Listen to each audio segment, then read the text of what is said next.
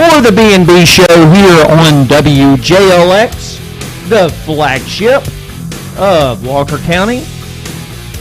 Happy to have everybody along as we are just 10 days away from everybody's favorite jolly big man making his rounds after midnight. Thank you for joining us, Brian. And now, ladies and gentlemen, boys and girls, children of all ages, WJLX proudly brings to you the master of the bank track, the playboy of Parrish, and the sage of Saragossa. He is a master of mayhem, ladies and gentlemen.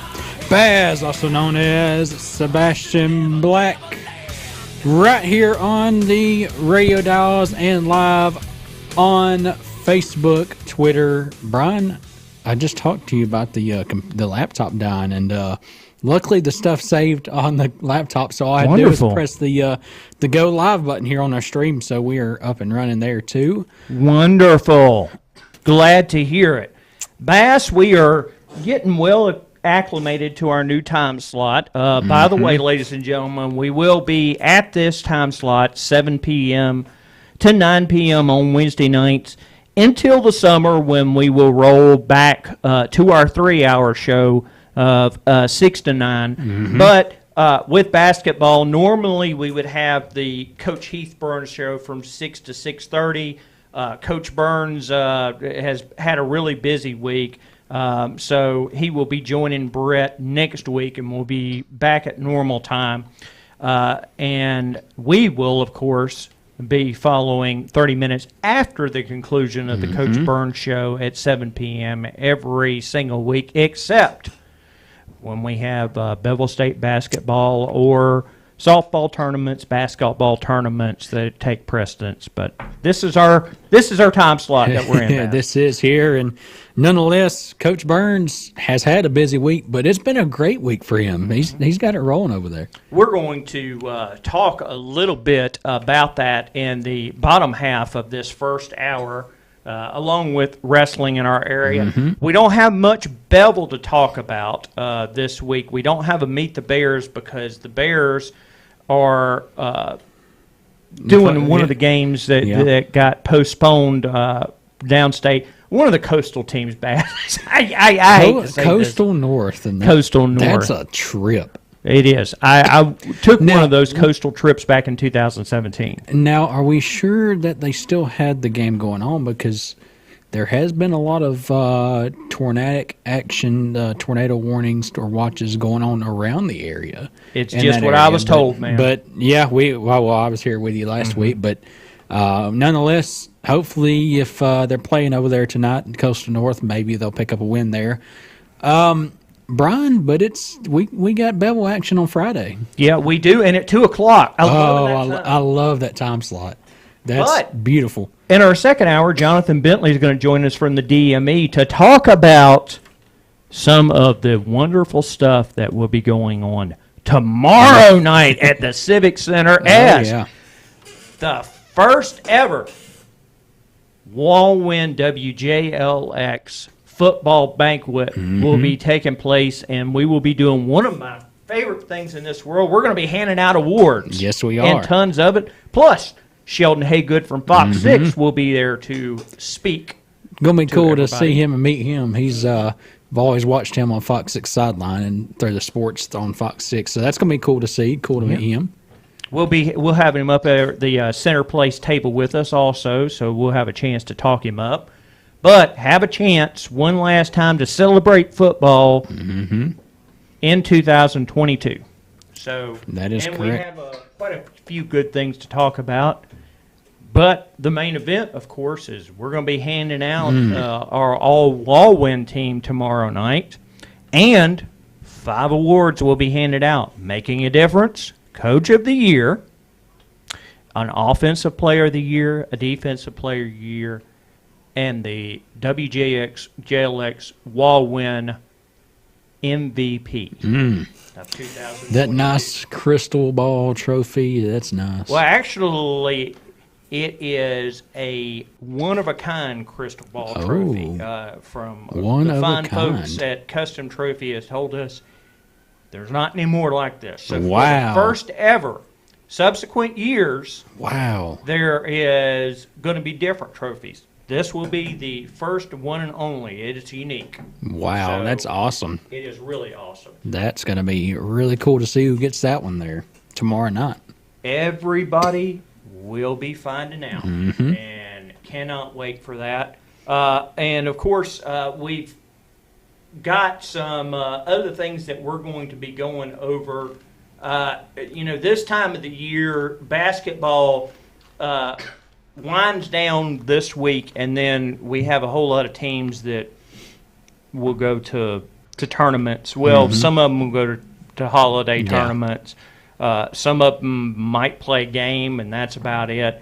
So things kind of wear down a bit. But we got bowls. We do. Starting, Saturday, I believe it is? I think Is it there is some- starting Saturday. I know. Yeah. I know. Well, I know UAB plays Saturday, but in their bowl game. But I want to say the majority of bowl games, I believe, start Saturday, if not maybe a day early. But I think it's Saturday. Of course, everything really picks up right after Christmas. Oh yeah, That's for when you sure, have for sure. the big boy bowls. But it should be quite an interesting holiday season. Bass, we're going to get everything started up, and the band Aerosmith, always one of my favorites, iconic, legendary, and they produced hits like Alabama produces NFL talent. Oh yeah, for sure. What it takes, Aerosmith on the B&B Show. Come back, see what more we're going to talk about here on the B&B Show.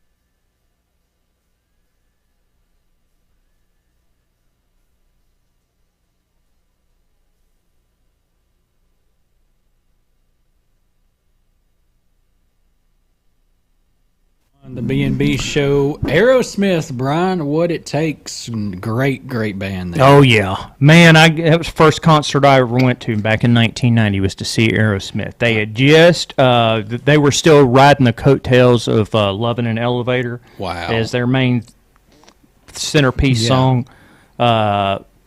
Great experience, great band. Loved every second of it. I bet that was a really good concert. It was out of this world. I can imagine. Really, really cool. Can imagine.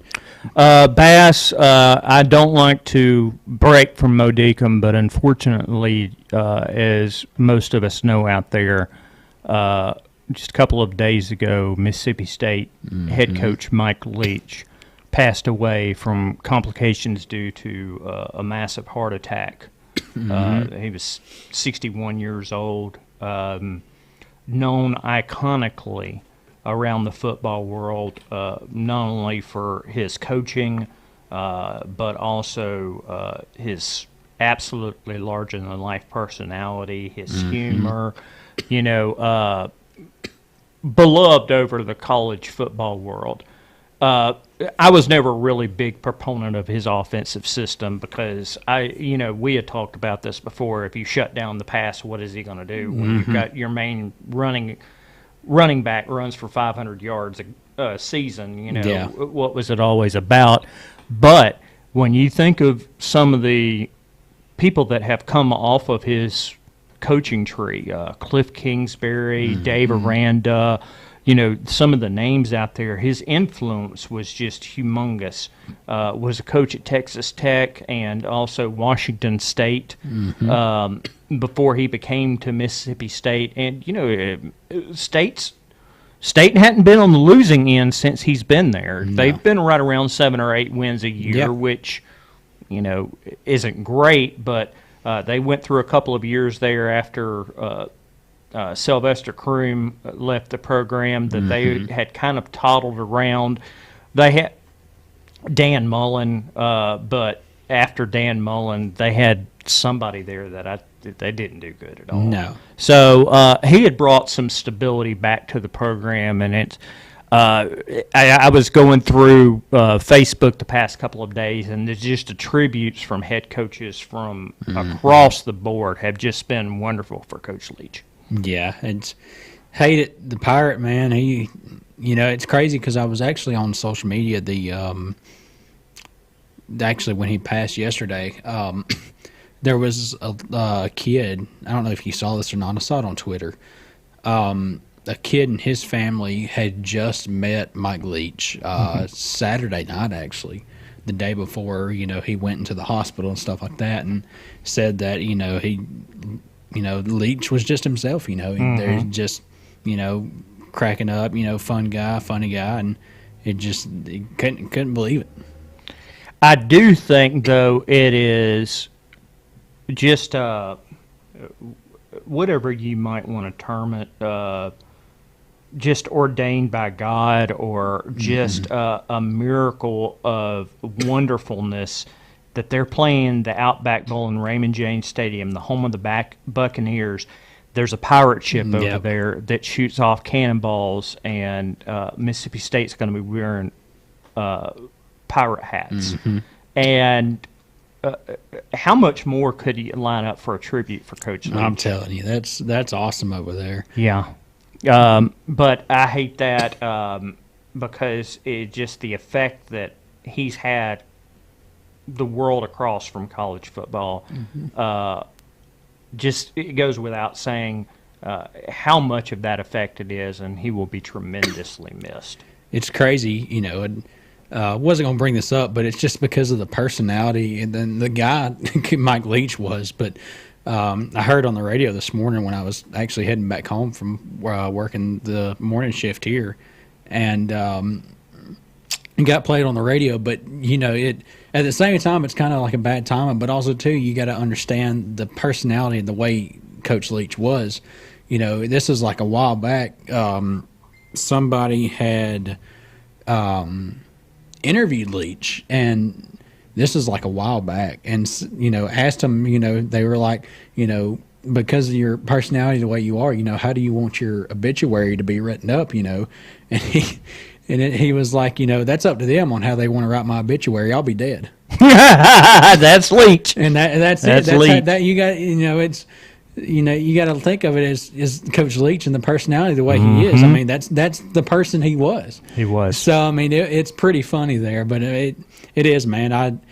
The outpour and the support for Leach and his family is unbelievable. It's insane the amount of support he has and he had.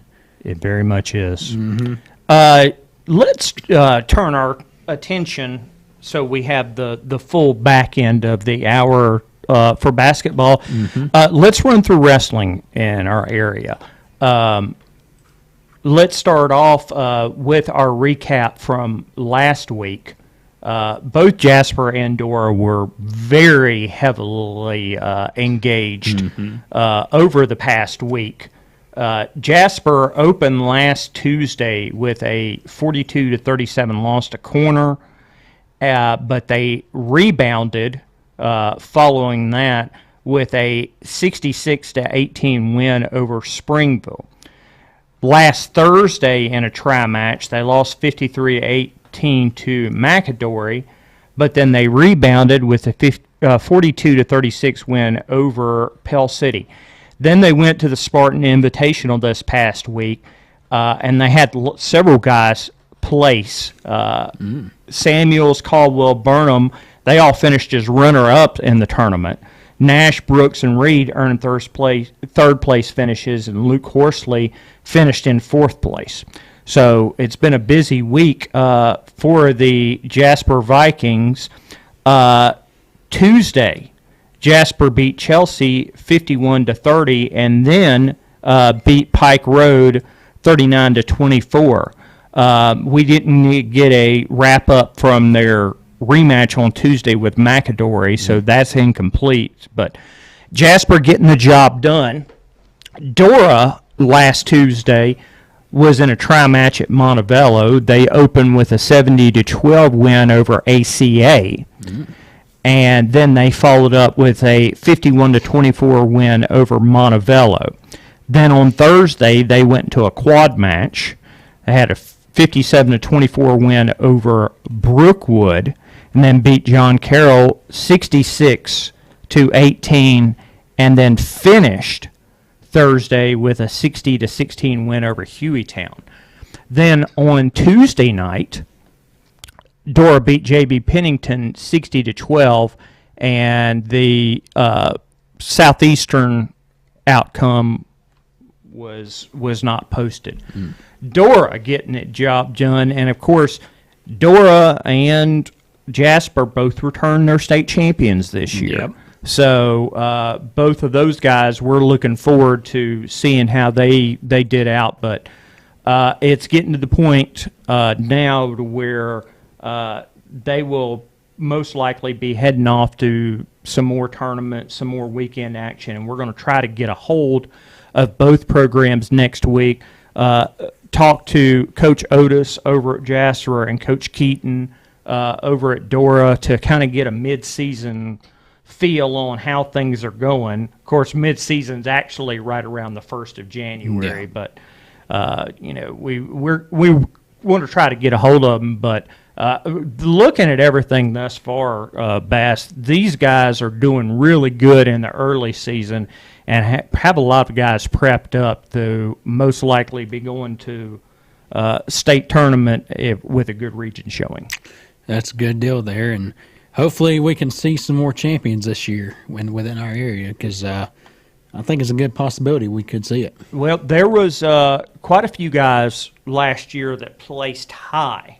Not only from a state not only did we have the state championship, but there were guys that were underclassmen that were placing in third, runner up, and usually when that happens, you get another year experience. That means you're primed to really do something. So we'll definitely see. Of course, hey, look, I always love the Von Braun Civic Center right around Valentine's Day because I'm usually up there at state tournament. I've been every single year for since 2011 and ready to see it. Oh, yeah. Always fun to take a look at it. But Bass, let's head into our next music break before we take our commercial break. And boy, you really hit this one. Sure did. Year that I graduated, 1992. Ozzy Osbourne with "Mama, I'm Coming Home." And the thing about it is, Bass, is this was so un-Ozzy. Oh, yeah. We had never heard Ozzy slow it down and do something heartful and soulful. Yep. And it took the nation by storm. It It was did. a humongous super did. hit, played across all different platforms, not just rock and heavy metal, but they hit Everywhere. pop, top 40, everything. Everywhere, and it's a really good song, and it really did throw some people off, when Ozzy released this song, and it's like, wow. But here is "Mama, I'm Coming Home," Ozzy Osbourne on the B&B Show.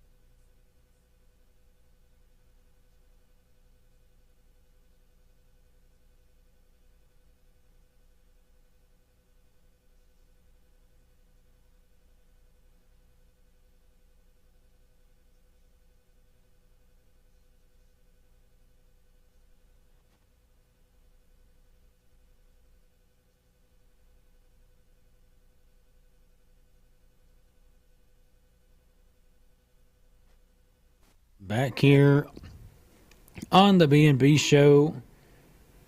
That's right, Bama football coming up.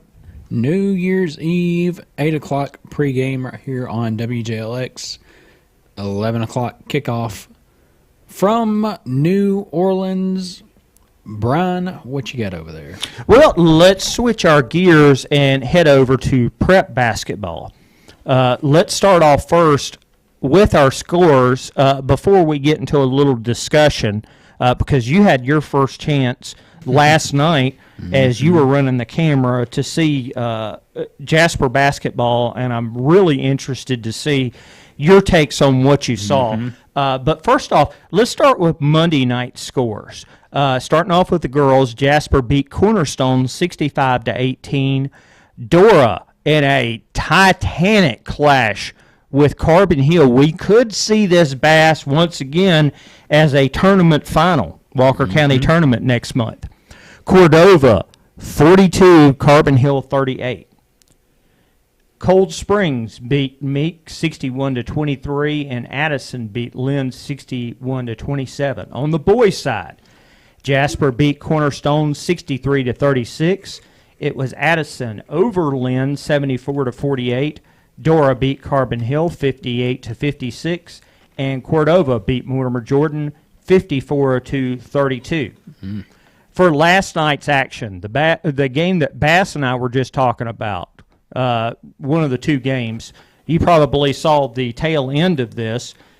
Jasper girls beat Winfield 58-12. It was Dora over Summoning Christian 46-35. Curry beat Haleyville 54-35. Meek beat Oakman 50-9. Addison beat St. Bernard 56-47. Red Bay beat Winston County 50-38, and Hubbardsville beat Lynn 37-29. On the boys' side, Jasper beat Winfield 69-32. It was Dora over Summoning Christian 52-37. Haleyville beat Curry 73-35. Meek beat Oakman 64-45. Addison topped St. Bernard 79-30, and Lynn beat Hubbardsville 49-21.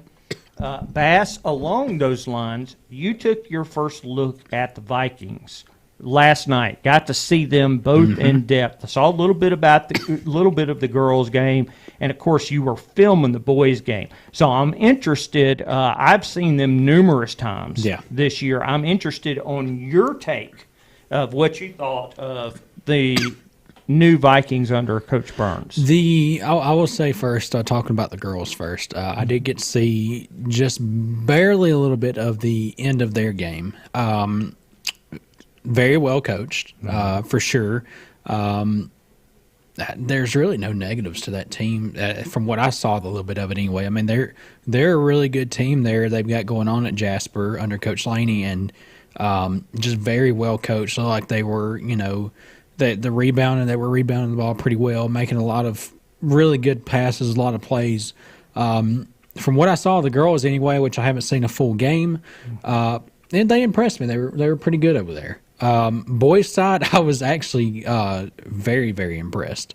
Coach Burns' first year starting out, saw a lot of things that kind of took me back to the Cordova days when he was there. A lot of and I mean a lot of pressure. A lot of there was a good bit of pressing that I saw.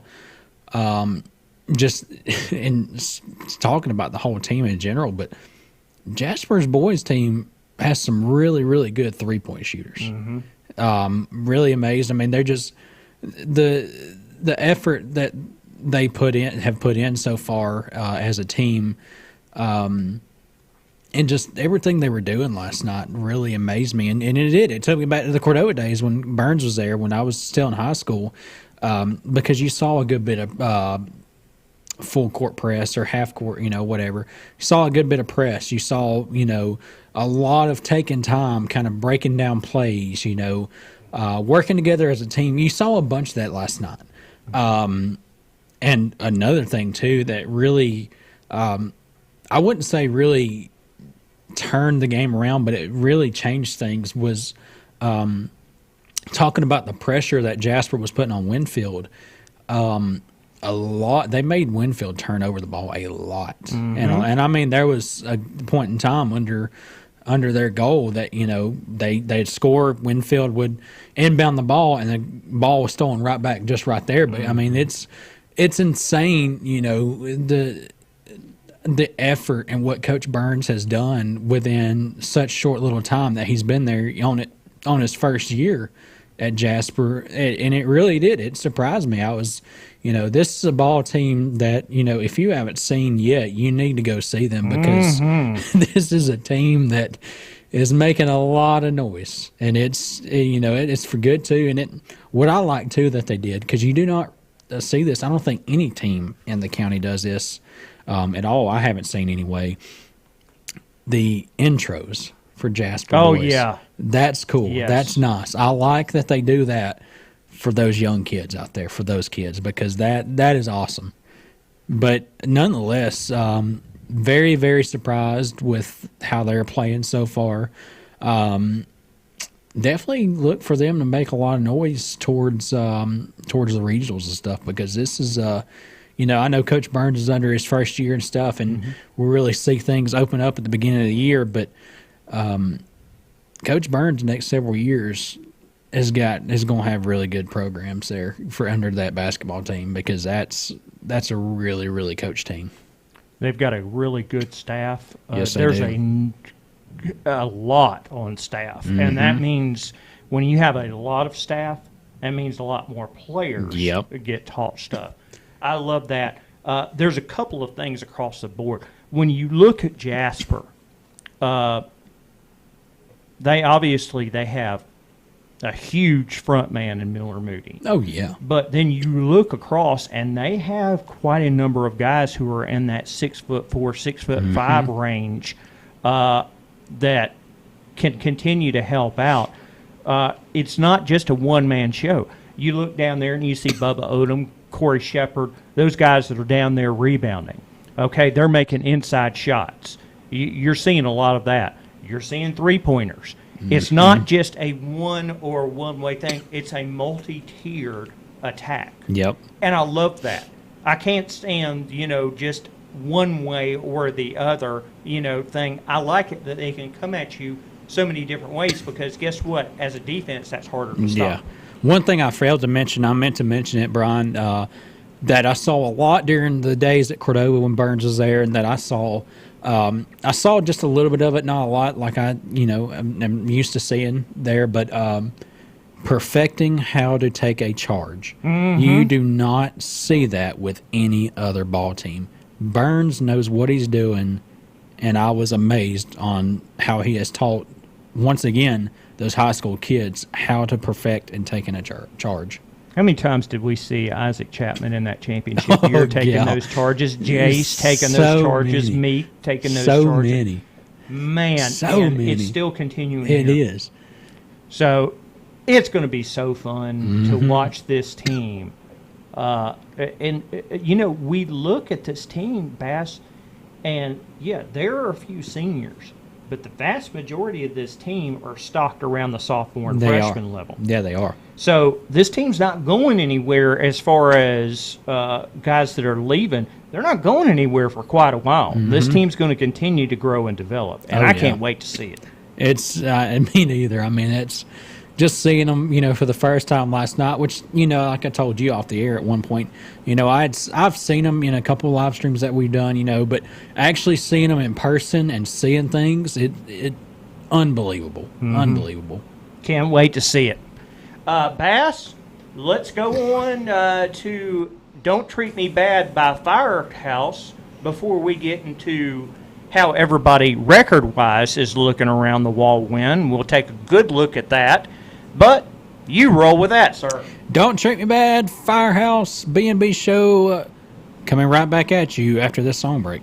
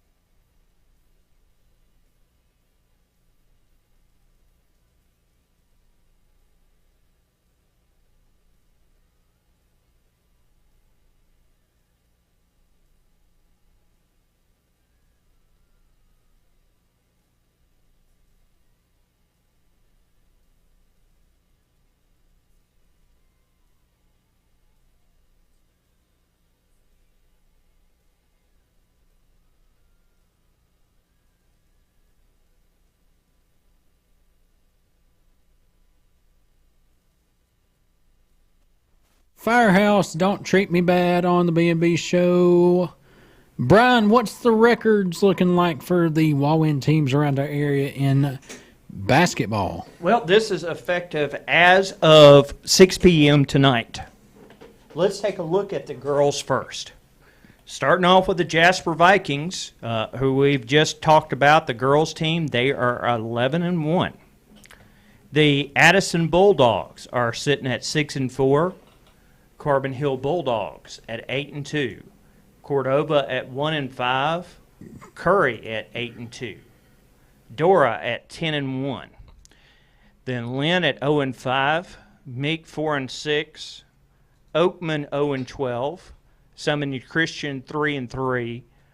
And Winston County at 3-5. So Bass, we've kind of got three tiers in the girls area. Mm-hmm. You obviously have very strong teams at the top tier. Jasper, Dora, Carbon Hill, that are looking extremely strong. Fact of the matter is I believe, just as it's been the past couple of years, Walker County tournament's going to come down to Carbon Hill and Dora. Oh, yeah. And there's a really good chance. Now, Curry at 8-2 can make some noise in that. Mm-hmm. I wouldn't pass them off.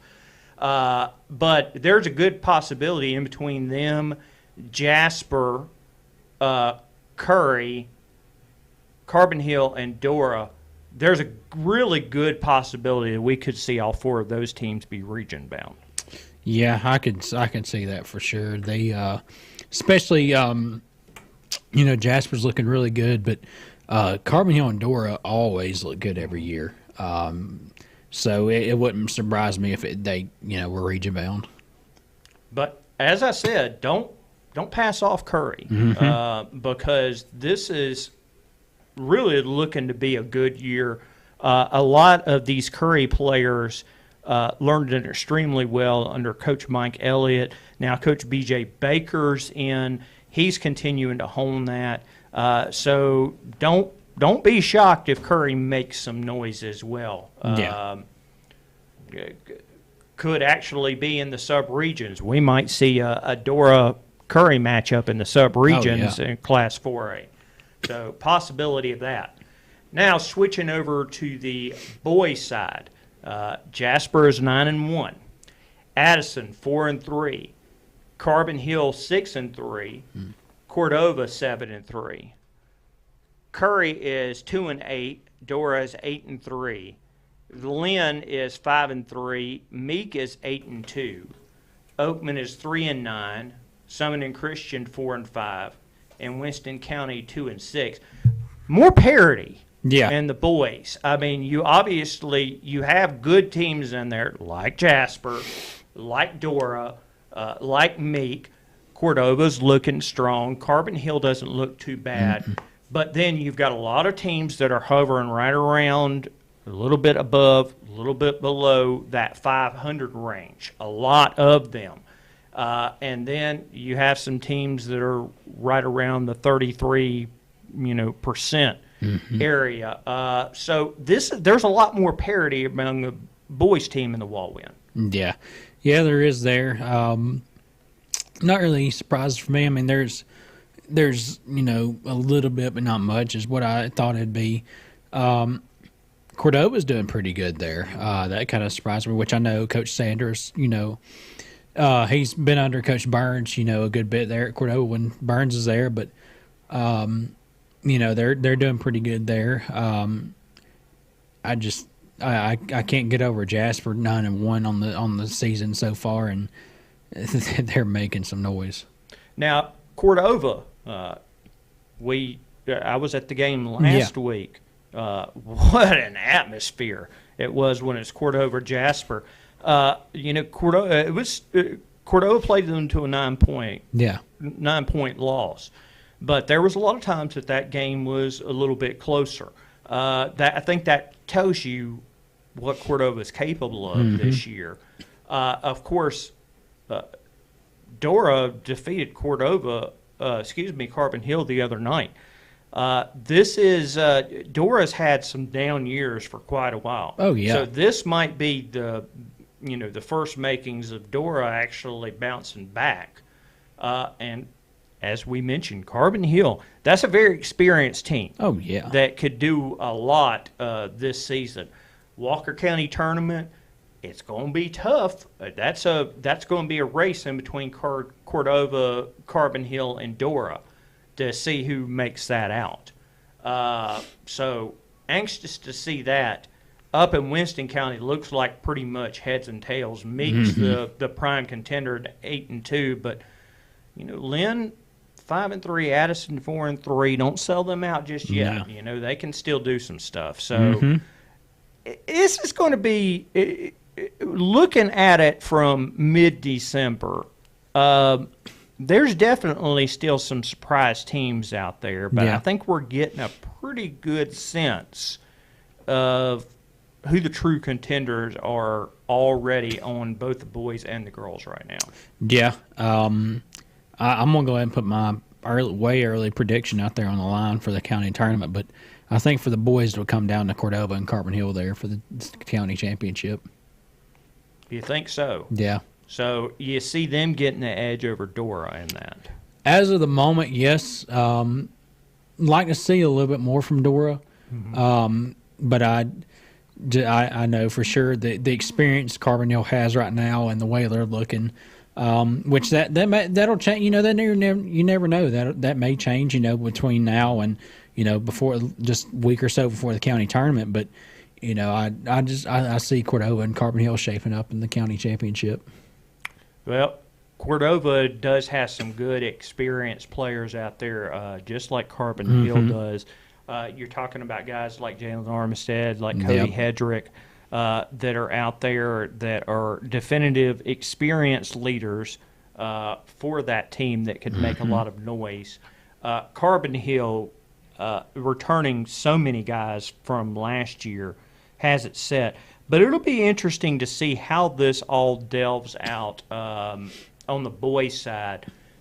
Girls' side, this is just going to be interesting. I'm looking first and foremost. I think we could pretty much lock in Dora, but Carbon Hill and Curry could be very interesting. I don't exactly want to put out that which one could make it, but this is going to be a very interesting race. Yeah. Didn't Carbon Hill and Curry play last year to get in to the champion? Who am I thinking? Well, last year it was Carbon Hill and Dora for the championship. I know it was Carbon Hill and Dora. I think it's been the past 2 years. But I was thinking, wasn't it Carbon Hill and Curry that played to see who made it to the championship? I think it was. But that's just, I don't know. I can't pull the trigger on that to figure out who it could be. Maybe Jonathan when he's here. Maybe at the very end, maybe we can get his gauge on who he thinks right now, as we're standing right now, could be the final two teams. I think right now you could go ahead and put in Dora on the girls' side. But Carbon Hill and Carbon Hill and Curry is just a little, right now, it's just a little too early for me to tell. I need to see a little bit more to see that. Going to be interesting here as we get closer and closer to the county tournament, which we're still about a month away? Mm-hmm. That's what I thought, about a month away. So it's coming quick, but nonetheless, time's ticking down. Who are we going to see battle it out for the county championship? Only time will tell. Well, that is going to lock up basketball, except for I think we'll get Jonathan's gauge at the end of next hour. Mm-hmm. Once we've taken care of all the football business. Next hour, coming right on up, we're going to move into football because we have the banquet tomorrow night. Sure do. We're going to be talking about all the ins and outs of everything that's going on. We'll give you the full all-Wallwin area team that will all be crowned tomorrow night. Mm-hmm. Not going to give you the award winners, though. You're going to have to wait and tune and see, but we'll be talking about all that. Bass, let's go on to Heaven by Bryan Adams. and then we'll take our commercial breaks, and we will be right back with all football talk in the final hour.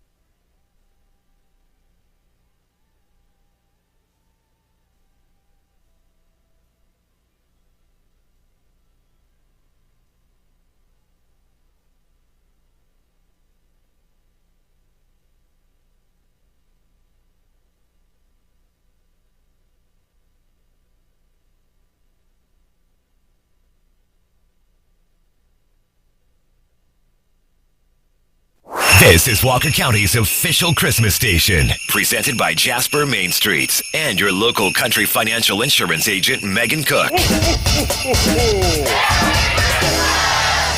Happy holidays from WJLX, Jasper.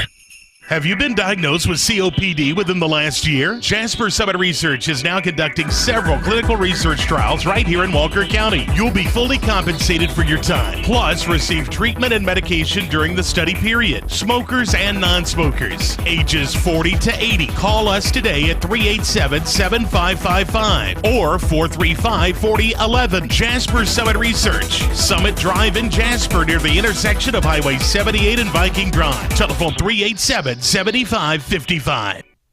This is Chris Stewart of the Crimson Tide Sports Network. Listen to Alabama football all season long right here.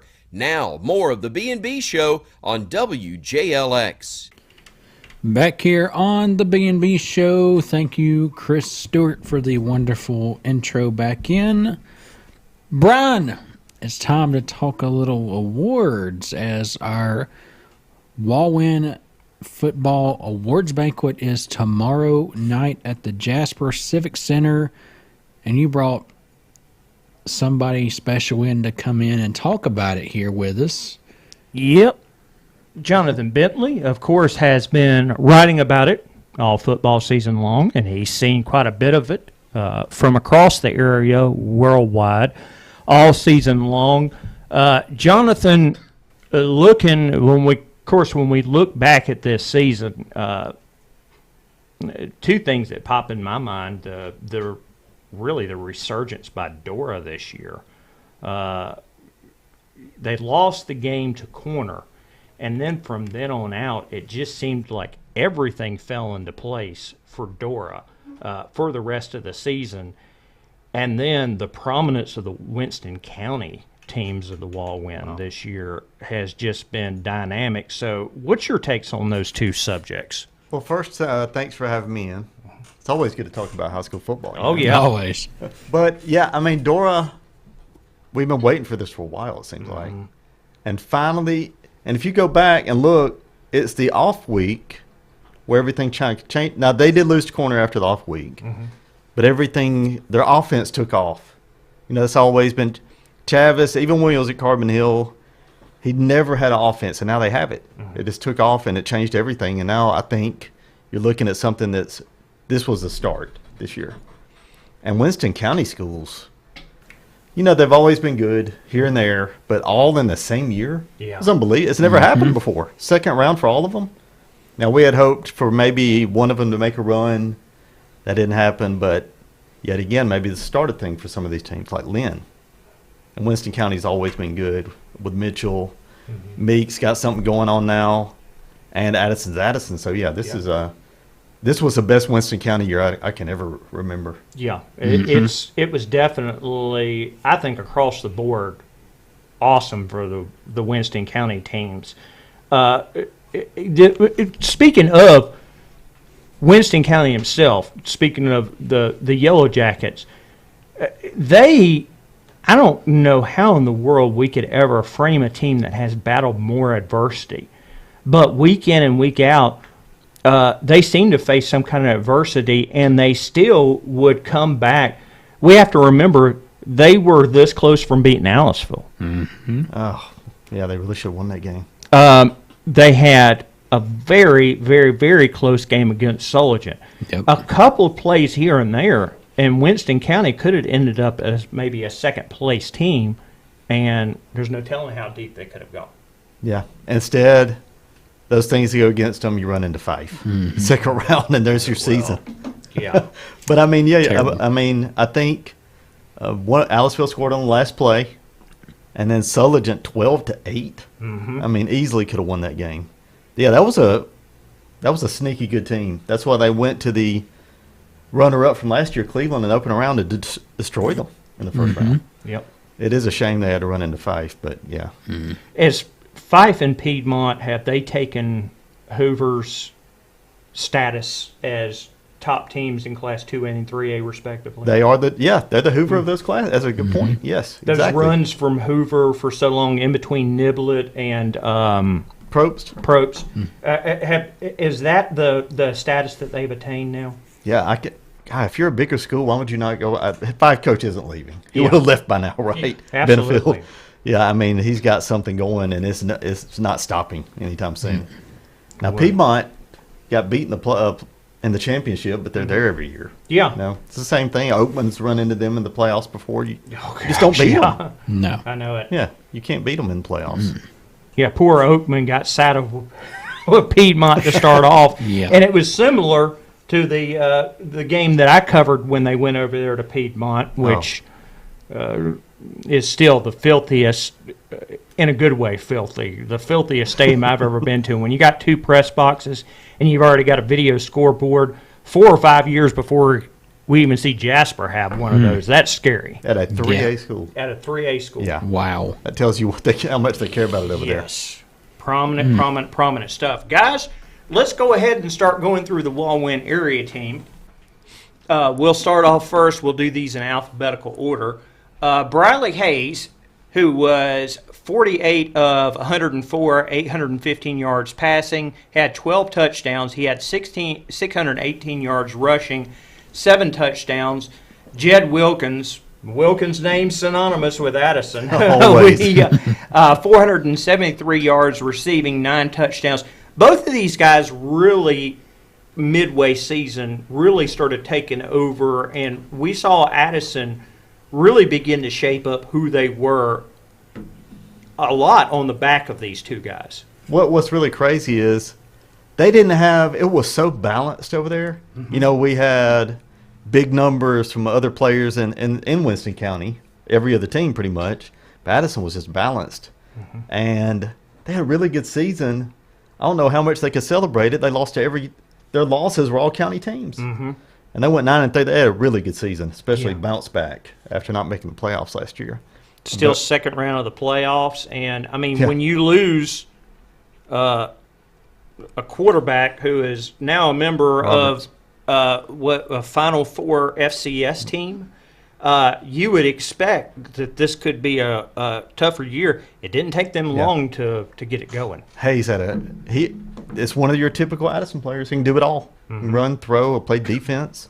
And it's just who's next, you know? Yep.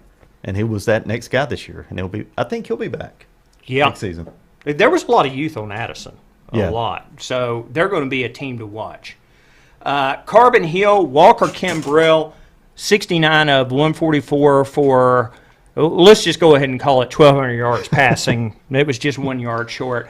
9 touchdowns. Cam DeJesus, who we know is just a spectacular talent, had 43 catches for 658 yards, 5 touchdowns.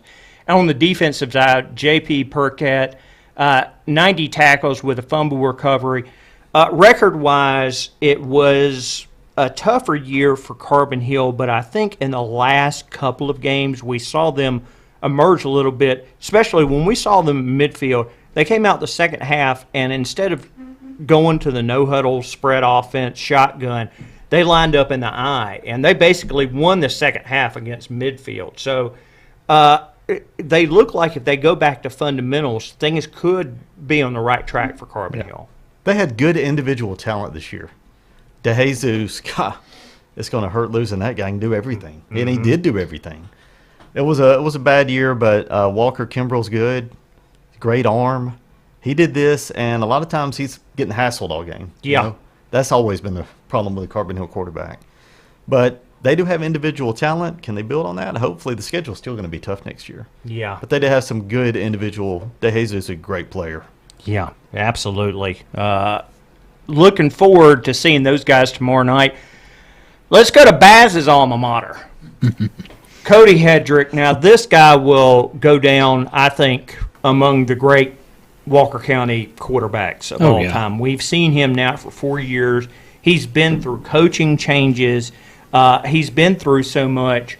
In his final season, he was 120 of 196 for 1,867 yards passing, 23 touchdowns. He had 274 yards rushing with 6 touchdowns.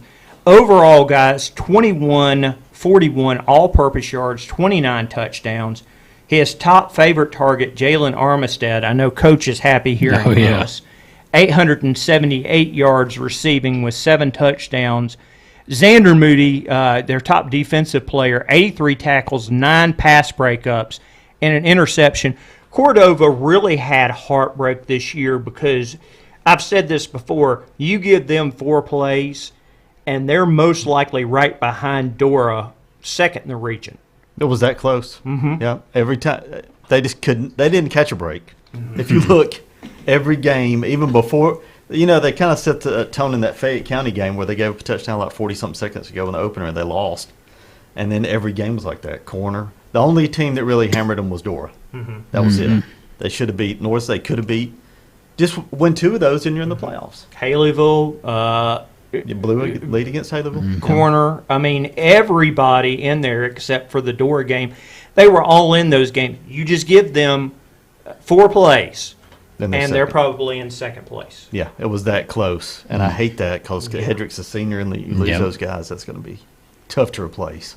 But I tell you, we went out and did the game with them against Curry, and you got a really good chance to see when that team was hammering on all cylinders exactly what they were capable of, and it was something. They It looked really great that was. game. So, nonetheless, going to be good to see all 3 of those guys, and we're of course planning football-wise to send off Cody Hedrick tomorrow night with a Wallwin Area Award, Jalen Armistead and Xander Moody. For Curry was so beset with injuries. I mean, so badly. Colin Page, outstanding receiver, probably the area's top receiver. Yes. 60 doubt. catches, 1,030 yards with 9 touchdowns. He had 14 kickoffs for 301 yards with a touchdown. Ian Tuggle, their top defensive player, 82 tackles, 1 interception, a forced fumble, a fumble recovery, a sack, and 2 defensive touchdowns.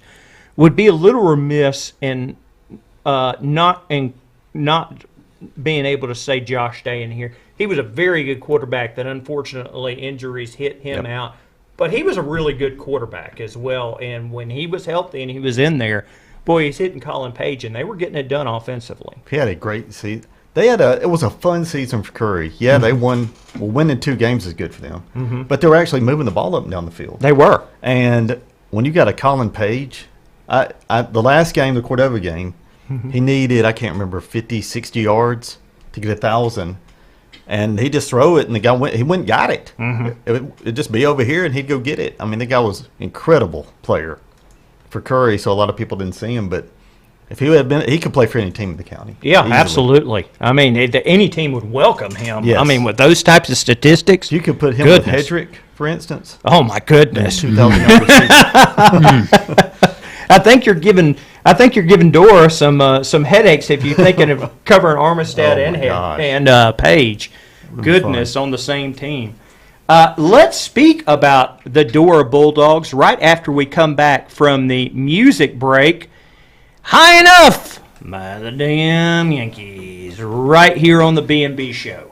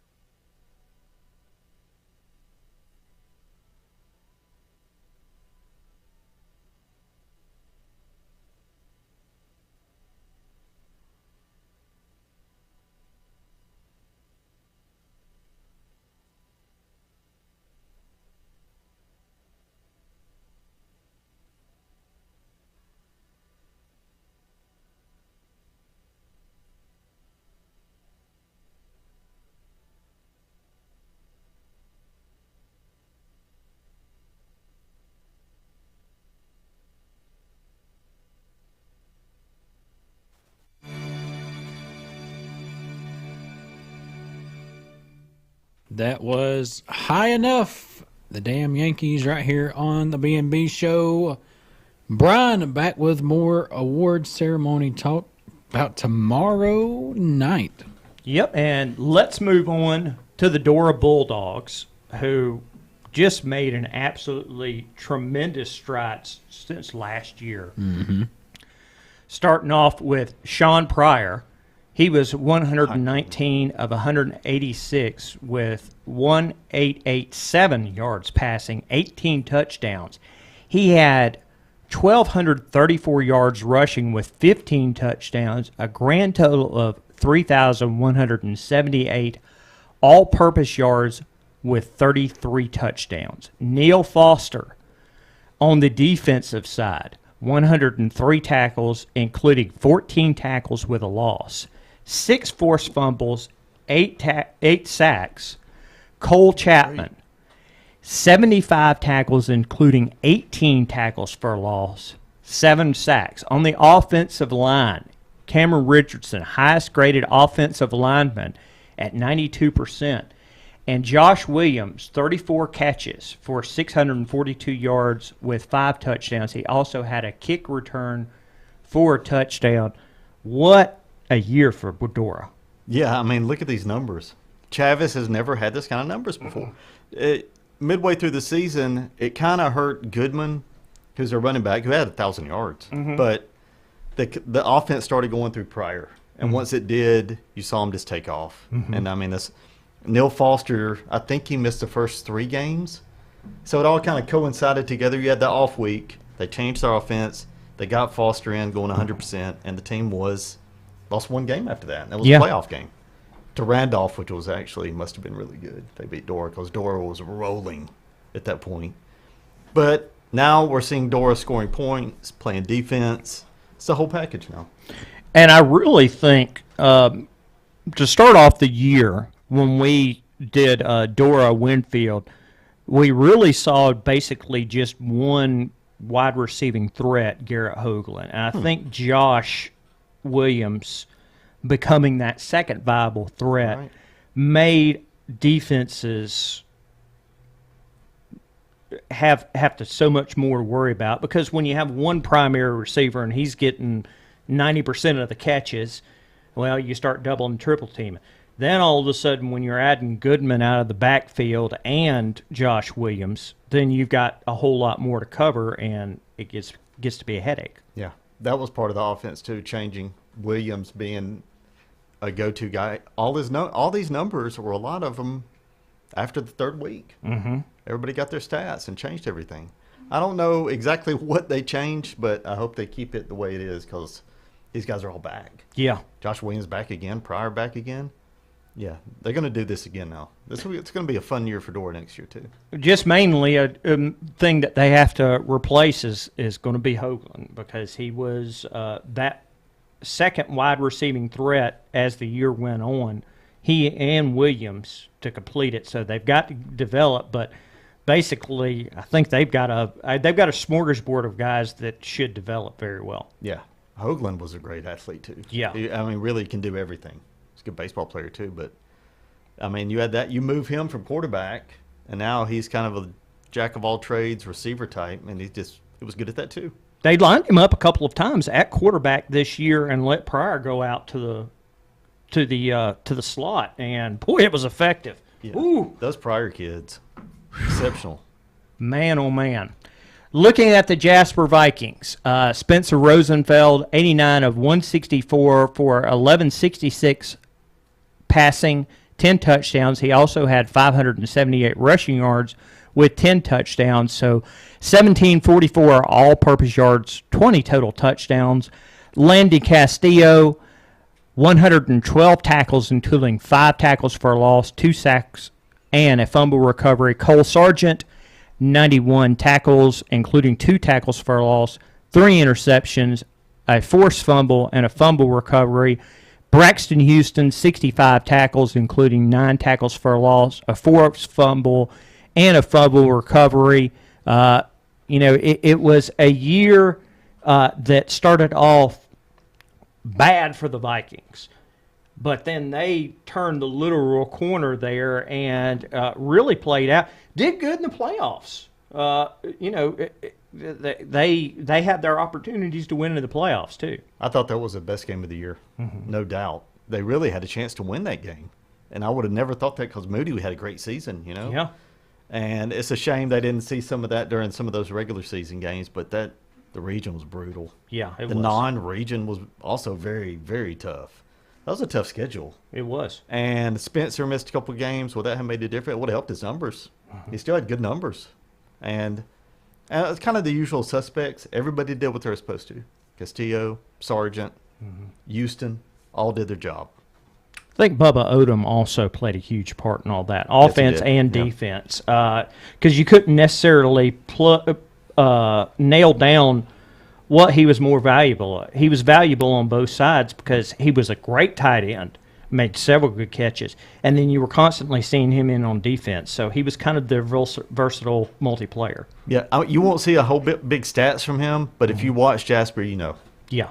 And I think he was first team region because they saw him. Yeah. They knew exactly what he was doing. He's not going up down the field with the ball, but yeah, was essential this year. Absolutely. Let's go on to the Lynn Bears. A huge, great season for Lynn. Cale Tittle, 122 of 206 for 1,814 yards passing, 23 touchdowns. He had 1,078 yards rushing with 13 touchdowns, a total of 2,892 all-purpose yards, 36 total touchdowns. Cole Kelly, who is their top running back, 1,128 yards rushing with 19 touchdowns. Ryan Talley playing center. He anchored a line for the Bears that averaged 390 yards a game. And Coach Hastings in his notes said he did not have a single bad snap at center. People don't understand how valuable that is until you start getting bad snaps at center. But they were 2-8 last year. This year they made it to the third round of the playoffs. They were region championships. What a year. Yeah, we know Hastings. We've known her for a long time, but even this was shocking. I said maybe they go 5-5. Maybe they make the playoffs. I never thought they'd go undefeated in the region. They didn't win a region game the year before. Exactly. I mean, they go 8-0 in this region, which has everybody in it. Pickens and Marion, which got far, and to beat all of them, it is unbelievable. I still can't believe it. What they did this year, just pulled it out of the hat. Not mentioned on here, but you got to tip your hat. Logan Madison, top wide receiver Good for receiver, Lynn. yes. He was basically he was calling Page for them. He was constantly making great receptions and really sealed that Lynn offense to make it so multi-tiered. Yeah, you look at Cale Tittle's throwing stats. Yeah, that's a lot of Madison in there. Mm-hmm. Yeah, and you could go to him and count on him. Cale Tittle, I will say this about him, he had deceptive speed. Yes, I remember he did. Pickens County, him just taking off twice. And I was like, how is he out? He just outran the guys. Like, I don't know if he has speed. He has in-game speed. I'll say Yeah. that at least. It's like a different level. Very elusive. Yeah. Very much so. And he had games where he couldn't run, so he threw it. He had an ankle sprain. And they won those games too. Yeah. I mean, he did everything you could ask him to do and more. And he's back next year. I know. That's going to be a filthy Yeah, how do you Lynn top team. that? We will take a look at the Meek Tigers after we come back for our music and commercial break. Bass, let's roll it on out with Love Fool by the Cardigans from 1996. Sounds good.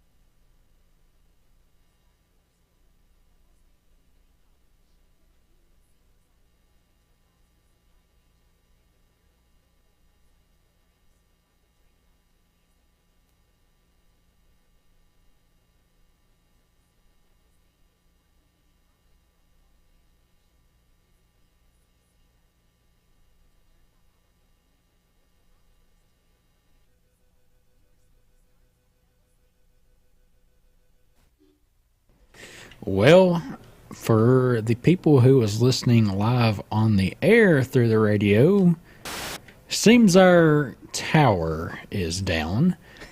Nonetheless, we are still live on our social media, our Facebook, Twitter. I believe this is on YouTube. I could be wrong. As you might have saw on the live stream, there was some lights flickering here. And nonetheless, we may not be live on the air through your radio, but we are still live on the live stream. Thankfully.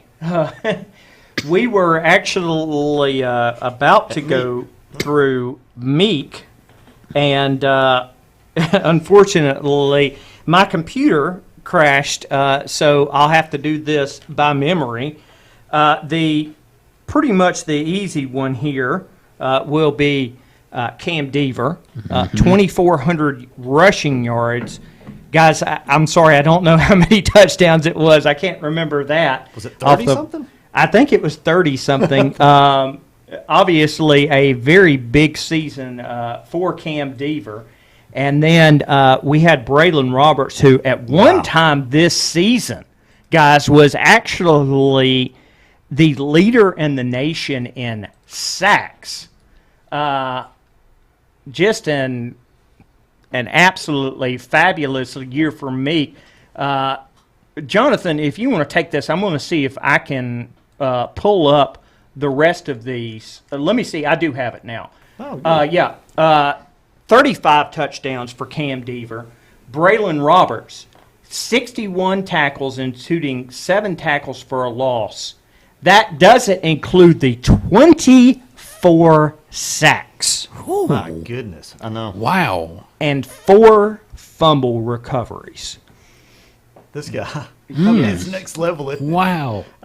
So he comes in last year and was a beast, and this year just takes it next level. Yeah. And I'm guessing we'll see more of that next year. I mean, you know it's coming. These teams just have no chance. This guy is an absolute monster. Yeah. There's nothing they can do with him. Absolutely crazy. Really was.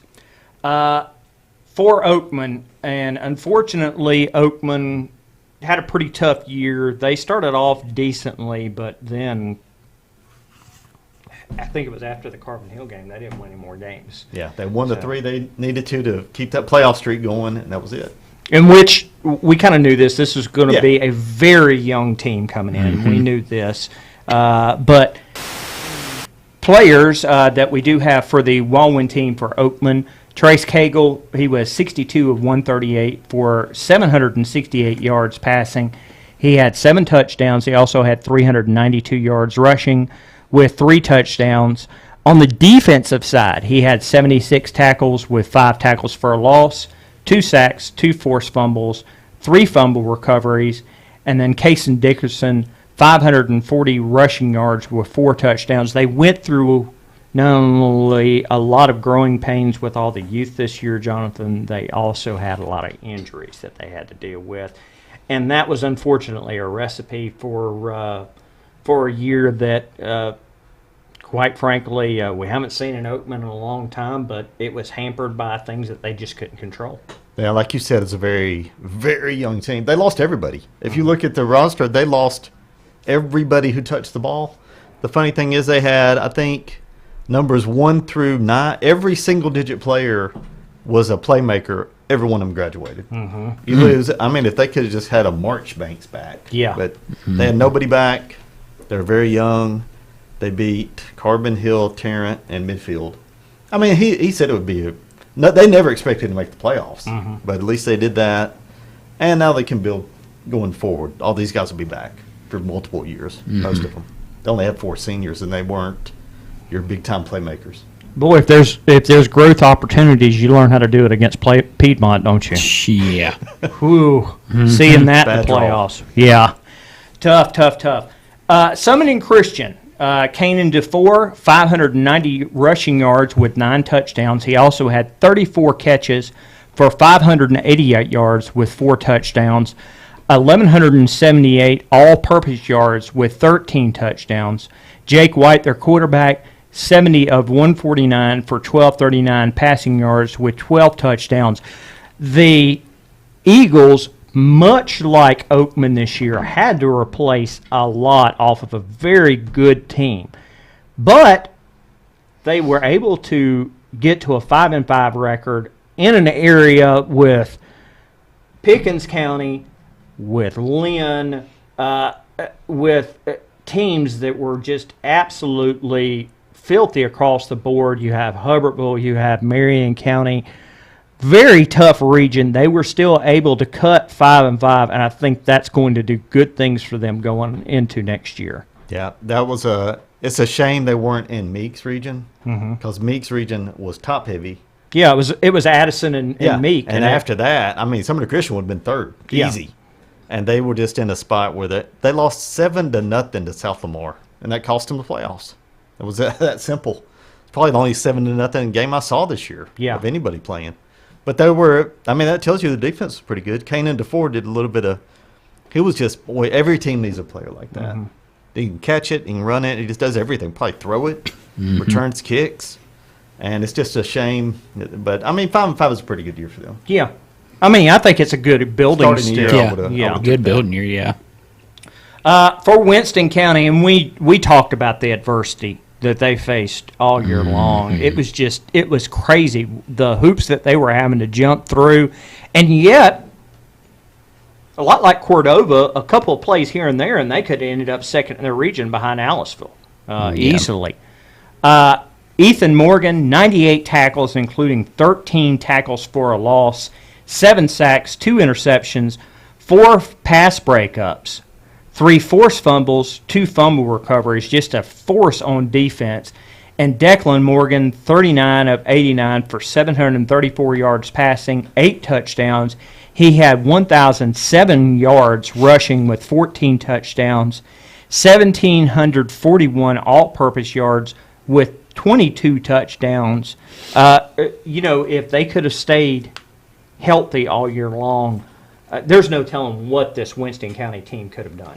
Yeah, and they got hurt at the worst possible time. They got hurt as the big games are coming up, and then they lost them. And then they got them back, and you saw what happened. They won down the stretch, killed Cleveland, but it was just, I mean, like we said, ran into Fife, but it could have been totally different. This team maybe could have won 10 games this year. A couple things go their way. And Morgan's, I mean, every year it's a different guy for them. But the difference this year is he'll be back next year. I think he's only a sophomore. So, yeah, Winston County will be good again next year. Mitchell will make sure of it. And they had an absolutely stellar running back as well, who won Player of the Week for us. And Clemens. Let's see here. Yeah, Clemens. Young guy. Yeah, too. another maybe sophomore. Another piece of the puzzle that will fit in. Yeah, that guy's going to be he's going to be a monster. Back. Yeah. So, overall for the Wall win, obviously there was some sore spots here and there. Really not a bad year overall. Yeah, I mean, you look, our worst team was Carbon Hill. I mean, Curry actually won 2 games this year. Starting with the bottom, and Dora's back to where we thought they should be. That is, everybody seems to be going in the right, for the most part, going in the right direction. Yeah. And we could have easily been talking about a regular season 8-2 Cordova team. Easily. Yes. Very easily. So, certainly not one of the top years, but nowhere near one of the bottom years. Right in there with good highlights, I would say. Me and you remember some of the bad ones. Oh, there was some years where, like, it was just Oakman. Yeah. That was it was. Wow. Yeah. There was quite a few years from that.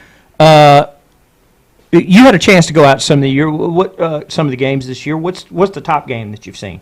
It was kind of mentioned before that Lynn Pickens County and Meek Addison atmosphere at that. Oh game. my goodness! I couldn't believe it.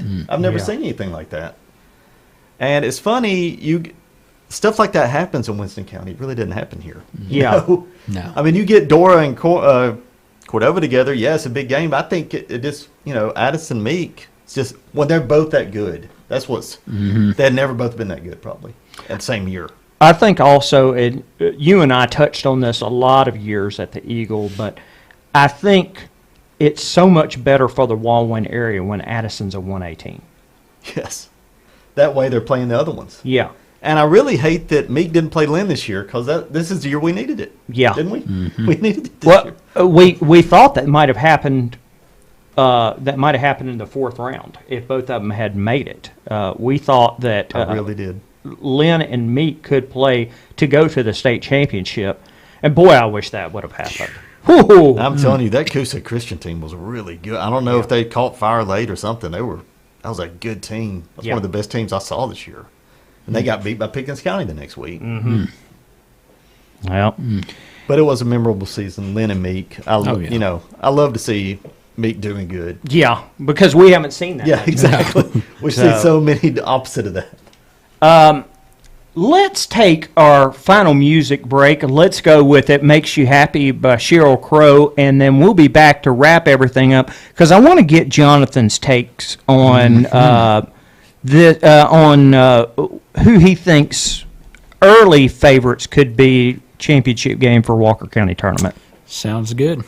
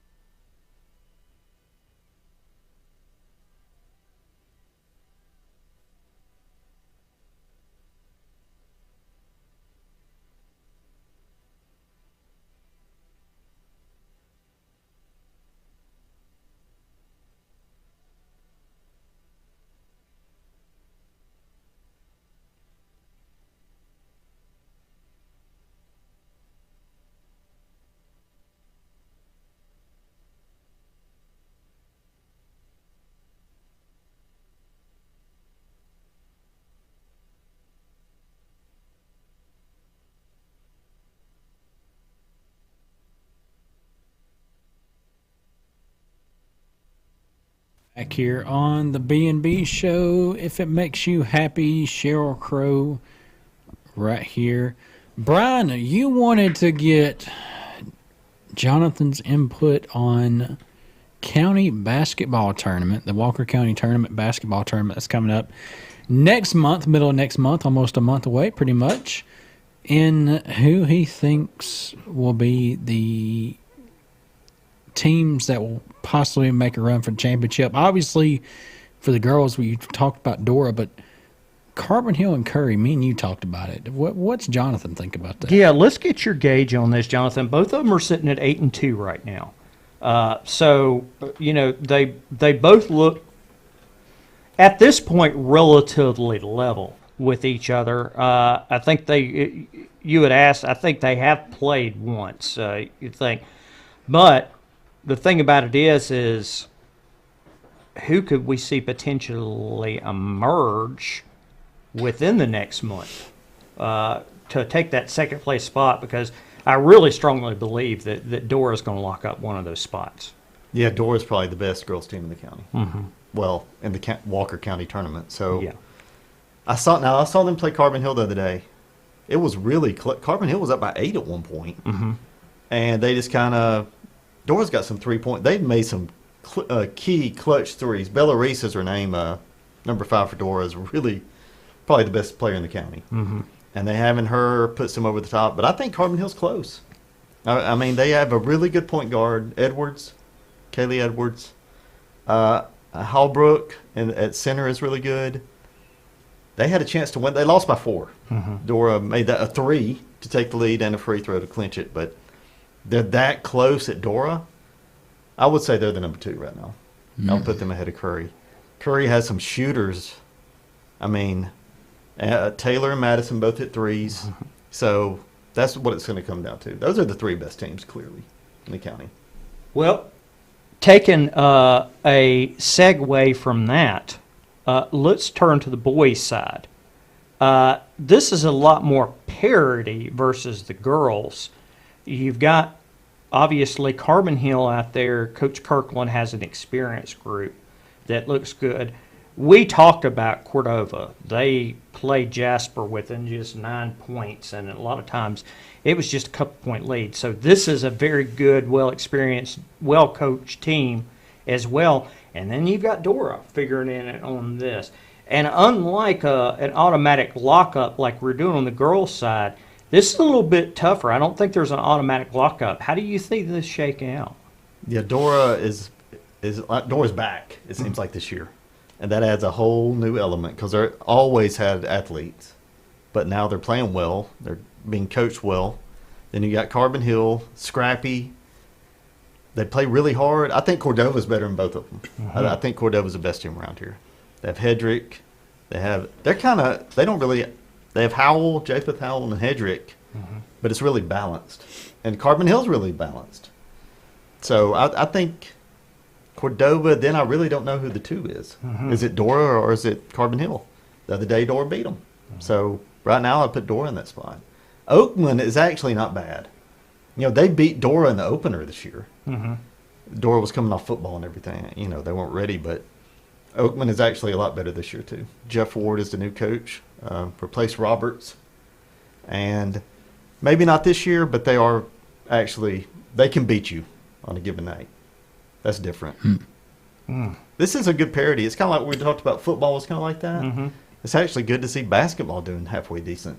Yeah, it would be nice to go back to the old Walker County basketball days when Parrish was still in there. Those last 2 years when Parrish was in there, oh my goodness. We had 6 teams, and I think Cordova was struggling that year, and that was before Burns got there. But all the other 5 was capable. Do you remember that tournament at Parrish? Oh my goodness, it was great. Oh my goodness. You wouldn't think they'd ever have a county tournament at Parrish. That thing was just jam-packed. Yeah, it was wonderful. I bet it was. Yeah, that was fun. Even though it's outside of the realm of prep, we touched on a little bit before the heartbreak that we heard out of Mississippi State this week with Coach Leach.